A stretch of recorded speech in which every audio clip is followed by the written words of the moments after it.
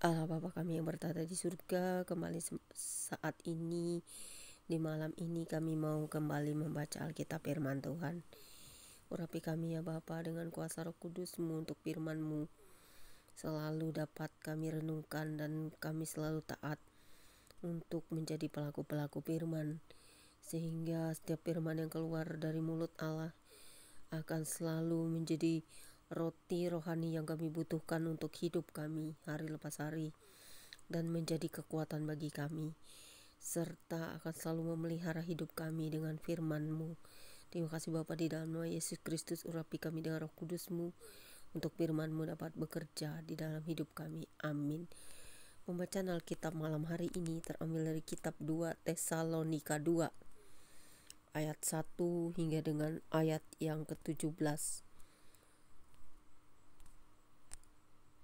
yang berbunyi demikian. Pasal 2 ayat 1 hingga dengan ayat yang ke-12 dengan perikop kedurhakaan sebelum kedatangan Tuhan. Tentang kedatangan Tuhan kita Yesus Kristus dan terhimpunnya kita dengan Dia, kami minta kepadamu saudara-saudara, supaya kamu jangan lekas bingung dan gelisah, baik oleh ilham roh maupun oleh pemberitaan atau surat yang dikatakan dari kami, seolah-olah hari Tuhan telah tiba. Janganlah kamu memberi dirimu disesatkan orang dengan cara yang bagaimanapun juga. Sebab sebelum hari itu, haruslah datang dahulu murtad, dan haruslah dinyatakan dahulu manusia durhaka yang harus binasa, yaitu lawan yang meninggikan diri di atas segala yang disebut atau yang disembah sebagai Allah. Bahkan ia duduk di bait Allah dan mau menyatakan diri sebagai Allah. Tidakkah kamu ingat bahwa hal itu telah kerap kali kukatakan kepadamu ketika aku masih bersama-sama dengan kamu? Dan sekarang kamu tahu apa yang menahan dia, sehingga ia baru akan menyatakan diri pada waktu yang telah ditentukan baginya. Karena secara rahasia kedurhakaan telah mulai bekerja, tetapi sekarang masih ada yang menahan. Kalau yang menahannya itu telah disingkirkan, pada waktu itulah si pendurhaka baru akan menyatakan dirinya. Tetapi Tuhan Yesus akan membunuhnya dengan nafas mulutnya dan akan memusnahkannya kalau ia datang kembali. Kedatangan si pendurhaka itu adalah pekerjaan iblis dan akan disertai rupa-rupa perbuatan ajaib, tanda-tanda dan mujizat-mujizat palsu, dengan rupa-rupa tipu daya jahat terhadap orang-orang yang harus binasa, karena mereka tidak menerima dan mengasihi kebenaran yang dapat menyelamatkan mereka.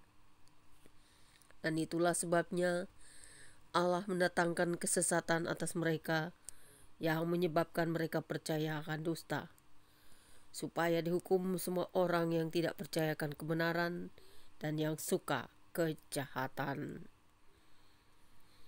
Kemudian 2 Tesalonika 2 ayat 13 hingga dengan ayat yang 17 dengan perikop baru, dipilih untuk diselamatkan, yang berbunyi demikian. Akan tetapi kami harus selalu mengucap syukur kepada Allah karena kamu saudara-saudara yang dikasihi Tuhan, sebab Allah dari mulanya telah memilih kamu untuk diselamatkan dalam roh, yang menguduskan kamu dan dalam kebenaran yang kamu percayai. Untuk itulah ia telah memanggil kamu oleh Injil yang kami beritakan, sehingga kamu boleh memperoleh kemuliaan Yesus Kristus Tuhan kita. Sebab itu berdirilah teguh dan berpeganglah pada ajaran-ajaran yang kamu terima dari kami, baik secara lisan maupun secara tertulis. Dan Ia, Tuhan kita Yesus Kristus dan Allah Bapa kita, yang dalam kasih karunia-Nya telah mengasihi kita, dan yang telah menganugerahkan penghiburan abadi dan pengharapan baik kepada kita, kiranya menghibur dan menguatkan hatimu dalam pekerjaan dan perkataan yang baik. Kedua perikop ini adalah ayat atau Injil, atau bukan Injil ya, tapi surat Rasul Paulus untuk mengingatkan kita semua tentang akan kedatangan Tuhan. Berbahagialah setiap orang yang mengertikan firman hari ini dan mendengarkannya, melakukannya, supaya kita sedia berjaga-jaga senantiasa. Karena pendurhaka itu yang duduk di bait suci, Tuhan Yesus sendiri yang akan memusnahkannya kalau ia datang kembali. Jadi segala sesuatu nantinya akan berhadapan langsung dengan Yesus Kristus. Jadi kita jangan sampai menjadi orang-orang yang durhaka dan murtad.